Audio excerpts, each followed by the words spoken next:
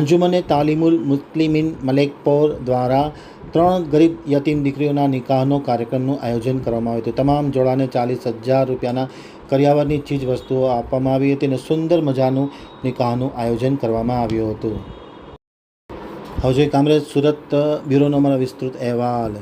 ગત ગુરુવારના રોજ અંજુમને તાલીમુલ મુસ્લિમીન મલેકપોર ખાતે 3 ગરીબ યતીમ દીકરીઓના નિકાહનો પ્રોગ્રામ રાખવામાં આવ્યો હતો। મહેમૂદે હફેજી એન્ડ મુરહુમ યાકૂબ ડોબા મસ્જિદે મક્કી સહફિલ્ડ યુકેના સહયોગથી આ કાર્યક્રમનું આયોજન કરવામાં આવ્યું હતું, જેમાં મુફ્તી અબ્દુલ રશીદ સાહેબે સુંદર વાણીમાં નિકાહ કરવાની નિયત ઉપર મુખત્સર બયાન કર્યું હતું। 3 જોડાને 35,000 થી 40,000ની જીવનની જરૂરિયાતની ઘરવખરીનો કરિયાવર આપવામાં આવ્યો હતો। મલેકપોરના અબ્દુલ કાદિરભાઈએ છોકરીઓને ફ્રીઝ આપ્યું હતું।